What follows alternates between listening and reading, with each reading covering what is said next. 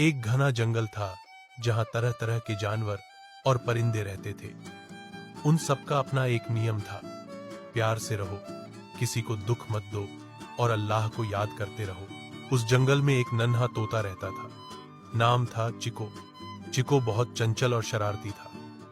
वह दिन भर उड़ता, दोस्तों के साथ खेलता, लेकिन एक चीज भूल जाता, नमाज पढ़ना। उसके अब्बू अम्मी उसे बार बार समझाते, चिको बेटा, नमाज बहुत जरूरी है, यह अल्लाह से जुड़ने का सबसे अच्छा तरीका है। लेकिन चिको हंसकर कहता, अब्बू मैं कल से जरूर पढ़ूंगा, आज तो खेलने दो।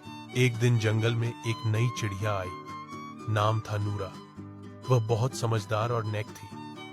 वह दिन में 5 बार नमाज पढ़ती और बाकी परिंदों को भी दावत देती कि आओ मिलकर अल्लाह को याद करें। जब चिको ने देखा कि सारे परिंदे नूरा के साथ नमाज पढ़ रहे हैं और उसके दोस्त भी, तो उसे थोड़ा अजीब लगा। उसने सोचा, क्या मैं कुछ गलत कर रहा हूं?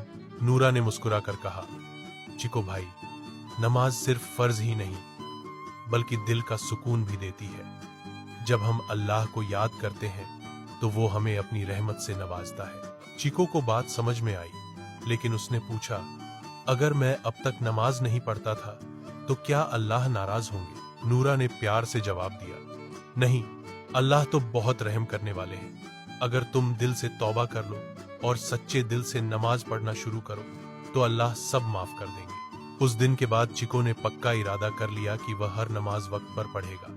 उसने अपने दोस्तों को भी नमाज की अहमियत बताई। जल्द ही पूरे जंगल के परिंदे एक जगह इकट्ठा होकर नमाज पढ़ते, दुआ करते और अल्लाह का शुक्र अदा करते। जंगल में एक अजीब सी रोशनी और बरकत आ गई। चिको अब सबसे आगे रहता था, सिर्फ खेलों में नहीं बल्कि नमाज और नेक कामों में भी।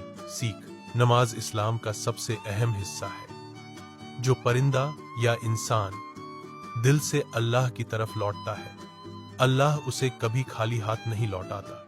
अल्लाह बहुत ही रहम करने वाला और माफ करने वाला है।